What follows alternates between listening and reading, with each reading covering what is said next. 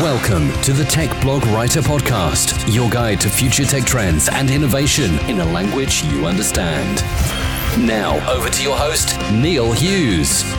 Welcome back, gang, to the Tech Blog Writer Podcast. The weekend is here. You made it through to the end of the week.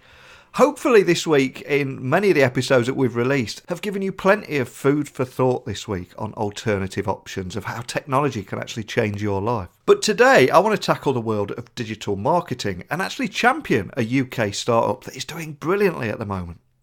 In 2017, digital marketing technology entrepreneur Ken Leren, who is the founder and CEO of Tech Essence, he was named one of the top leaders in the industry by Performance In.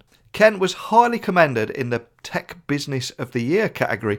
Now, furthermore, in the same year, Tech Essence was recognised as one of the top startups in the UK and was shortlisted for the UK Innovation and Entrepreneurship Award. Ken is passionate about what he does and technology and the world of digital, and also has an extensive technological expertise. So I invited him on the show today to find out more about his startup story. So buckle up and hold on tight as I beam your ears all the way to London so we can speak with Ken Leren, who is the founder and CEO of Tech Essence.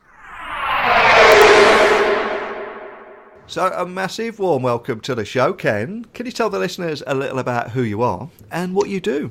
So I'm Ken. I try to do everything at Marketing Town or Tech Essence, which is a marketing tech company. Primarily, I do the finance and the tech, the development, and trying to organize that part of things.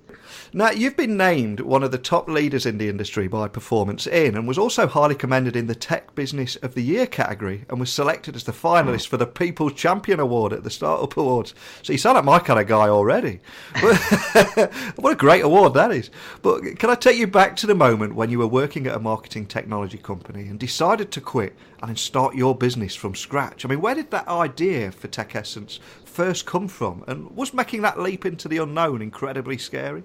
So I worked at a great company. My boss at the time, I still very much admire. He's an amazing techie, and he taught me a lot of, he taught me the marketing industry, and particularly the lead generation industry. But, there comes to a point where you feel that money you're making isn't necessarily being put into the area of the business you're in.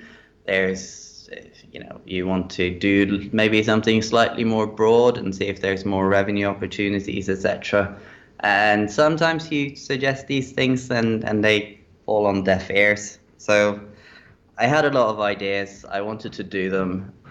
So after a quick consideration, I just resigned, took up a 10 grand loan and started coding, really. Very scary, very fun. And before going bankrupt, I met Peter and Howard, who's now my business partners, who took a leap of faith as well. And today they're my mentors, my people who save me, and the people who scream at me when I do something wrong. So, fantastic. I mean, but despite that scary moment there of handing in your notice and walking away from your day job, it's clear that you did the right thing because you quickly had a growing business on your hands. But for anyone listening that's hearing about Tech Essence for the very first time, can you tell me a little bit more about exactly what it is, what problems you solve, and also what makes it different from other solutions out there? Tech Essence is a company that operates Marketing Town. Marketing Town is a platform that basically, to put it simply, wraps around the CRM system and manages what comes in and what goes out and tracks where did it come from and how much money did you make when you spent money on advertising. The idea is fairly simple but extremely complex to execute, basically. So in short, we take care of your supply chain management in a dull way, which tends to be quite complex in the digital world. So having identified that gap in the market for performance management software, like you said, you founded Tech Essence and launched Marketing Town, which is essentially a campaign management tracking and analytics platform. But can you tell me more about how you're actually helping businesses realise that digital potential through the use of technology, just for any CEOs that are listening and thinking, well, how can these guys help me? Well, digital marketing is renowned for lack of transparency, the complex supply chains that you have, and the inability to actually buy directly from the source. So So you tend to have a massive chain of brokers, parties involved that don't actually add value to the chain, but they take out a lot of the cash from the chain. So what we try to do is basically track everything for you. So you don't need 3 different tracking solutions for different verticals. We provide a marketplace where we don't take any commission for arranging introductions between a publisher and an advertiser. And we simply facilitate those relationships and allow you to talk to the people who are actually generating traffic for you.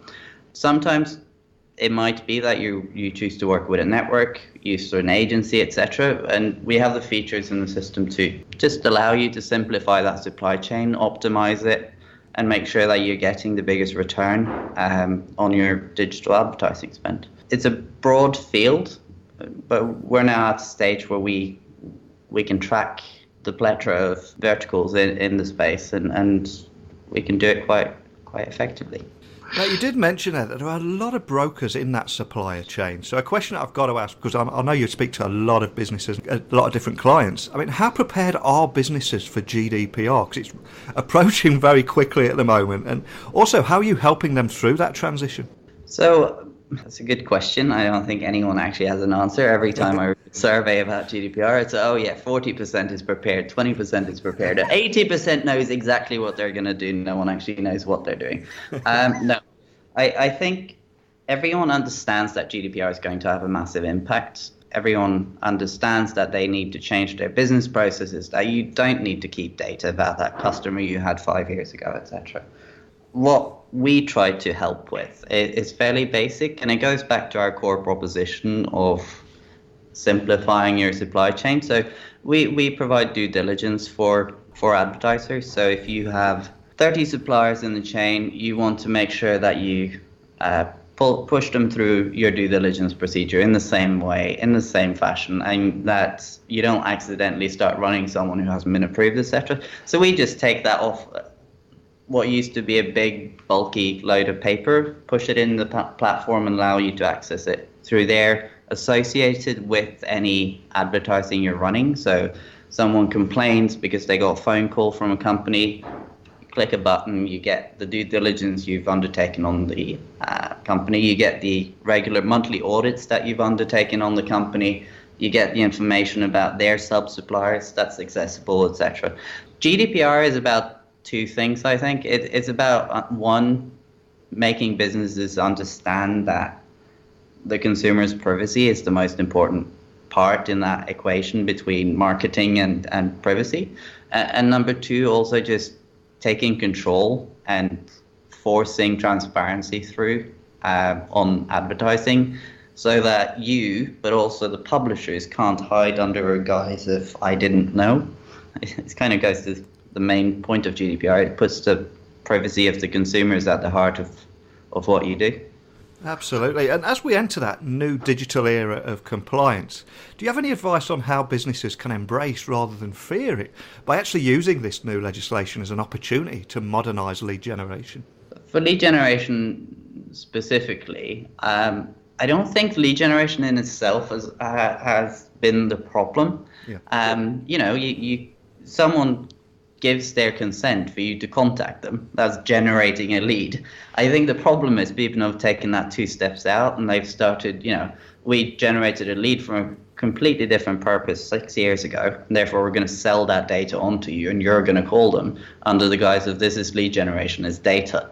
I think, embrace what lead generation actually stands for. It's about getting people to want to hear from you. It's about, it's not just you may be paying or you may be optimizing towards a lead, but the underlying marketing driving people there, how you get that chain correctly optimized. All of a sudden, you're only talking to people who's interested in hearing from you. You are saving time on agents on the phone talking to people if you're a big B2C operation. In fact, I have a great case study there from a call center who sells the majority of magazine subscriptions generated in the UK. They used to buy second use data. So people who had opted into them through a third party, they were only allowed to contact once, and then they had to buy the rights to contact these people again. It doesn't make sense, but that's how it works in that world. Now, for them, they cut out buying the second call to users and only call people the first time they asked to be called by them to be sold a magazine. And they've reduced the cost of agents on the floor by something like 40%. And they increased conversion rates by something like 30%. Wow. And the actual revenue impact they had, it increased their ROI by 150%. So going back to your original question, it's about understanding the value of consent and really going for it and embracing it, as you said, and using marketing for what it was designed to do, to get people to want your product, not to force it down their throat. Now, I also noticed that your team comes from a diverse range of professionals and culture backgrounds, but they all have one thing in common. They're passionate about marketing technology. So as a leader, how important do you think it is to have that diverse range of people to deliver new ideas and also that more rounded approach to everything that you do? Firstly, the team we have in place are fantastic, and everyone who's been on the team or are on the team currently is the reason we're here today and why we're able to achieve this stuff. But we've never actually sought to positively discriminate or anything. We've just been really lucky in the applicants we've had, and that there's for a tech company, we're, as you say, we're fairly diverse. It tends to be a white male-led background, and I think one of the things that's really helped us in building and understanding our clients as well is that we've been generally as diverse as our clients.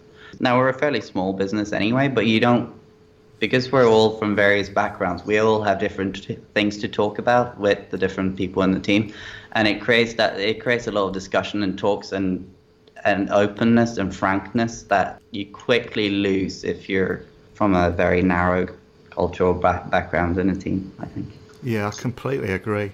Now, as a CEO and founder, you're doing incredibly well at the moment, but what are those most significant challenges and equally opportunities that you're facing at the moment? Going back to GDPR, isn't it? Yeah. If for us being a lead management platform, as much as we are a tracking platform, getting ready for GDPR has been and continues to be a big part. We're undertaking ISO 27001. We're preparing all the paperwork that goes with GDPR. Making sure that you've documented everything you've already been doing is incredibly important. And also, because we act as a data processor, providing the tools to our advertisers to actually quickly and effectively use our technology to prepare for GDPR has been and continues to be pretty much my entire day, especially on the dev side. But at the same time, for us, we are providing these tools, so it's a great opportunity. And we've got a great gentleman from that used to be head of lead gen and affiliates at Omnicom called Ricky Jones, who just came and joined us as Chief Commercial Officer. And he's really taken this as, this is our opportunity because you have this stuff. Why haven't you been focusing on this for the last 3 years as a pure sales point? It's an opportunity and a big challenge, but I see the opportunity being much bigger than the challenge in that respect. Now, looking at the current trends at the moment, it's quite easy to see that blockchain is just starting to capture people's attention, and trust and transparency are the new big keywords out there. So I see you work in this kind of area as well. I mean, how do you think businesses can deliver that greater transparency and greater trust in a digital age? I mean, do you have any examples of success stories that you can share? So blockchain is an amazing technology, firstly, and one of my mentors is very into this area, and is something I would love to know a lot more about. I also think there's a right time and place for everything, and it's not right for everything. The transparency element in terms of programmatic display and the more you pay every time something has happened and there's no ambiguity around it, I think blockchain can add a lot to. But for the more ambiguous metrics, so to speak. So cost per lead and cost per sale, etc., where you, all of a sudden a client can turn around and return an item, and the commission that the publisher made is no longer payable because there was no sale, for example. Blockchain being a public, like a distributed ledger where you can't actually undo something, makes that a bit more complex. And the smart contracts, etc., they can do it, but it adds a lot of overhead to the technology. So what we've done since from the outset is having all purchase orders. So we basically created smart contracts as part of the foundations of our technology. We're not a blockchain tech at all, and I don't think we want to be. We want to be a trusted third party, more like a bank than a distributed ledger. But for us, that's been key to underpinning everything we do. We ask the advertiser and the publisher to both sign the same terms on our platform, and we just enforce those things. If you have an agency working for you, you need, as an agency, to sign all the agreements on the platform through the platform with your publishers, so that the advertisers can see the entire chain of purchasing. And again, we just enforce exactly what's been agreed through the chain. And that sort of transparency has allowed us to work with literally the biggest company in the world for over a year. Over 2 years. It's allowed us to really emphasize the trust and transparency element and add value to the chain, actually. So we emphasize the trust and transparency element, both the publisher and the advertiser. When blind networks want to get involved in the business, we explain to them why they will benefit from being transparent, i.e. we can optimize your individual sources rather than telling you, oh, we have to stop you because your overall performance isn't good enough, etc. So it's a benefit to both sides. So in this marketing technology space, are you noticing any big trends that particularly excite you about the future in marketing? It's going to be a lot of consolidation coming up quite quickly. There's the blockchain, which will be heavily marketed, but is really only applicable to a few specific verticals. And I think a lot of money will go into that, which should probably have gone into a better place that would serve the wider industry better. But yeah, there will be a lot of consolidation. What happens to affiliate networks?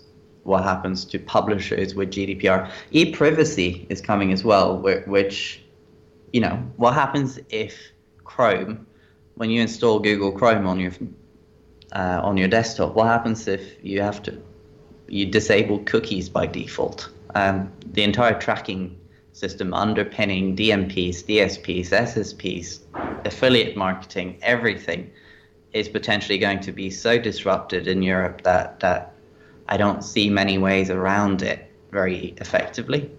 That's a scary possibility, and I don't think the industry has actually adapted to it yet or prepared for it. Well, a huge thanks for coming on today. But before I do let you go, can I just ask that you remind the listeners of your website URL, social channels, and also how they can reach you guys with any questions about our conversation today? So our website is m-t.io, or just Google Marketing Town, tends to be the easier way. Social channels, we're on Twitter, we're on Facebook, it's at Tech Essence and at Marketing-Town. You can reach us anywhere, just emailing hello@tech-essence.com. Excellent. Well, I love your story of that very nervously handing in your notice there and going out on your own and making this business a huge success that it is. And I also love how you've got a team there as diverse as your clients. And I think that's so important. And yes, it's about technology, but it's also about people. And you really seem to get that. So a big thank you for coming on and sharing your story today. Thanks, Neil. That's good.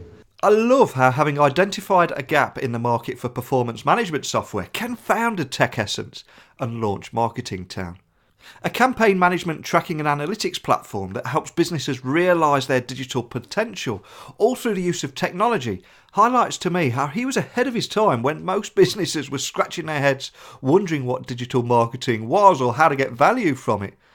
But now, AdTech, MarTech, and so many other phrases like this are all part of our everyday language. But do any of you listening out there, wherever you're located in the world, do you work in the world of digital marketing?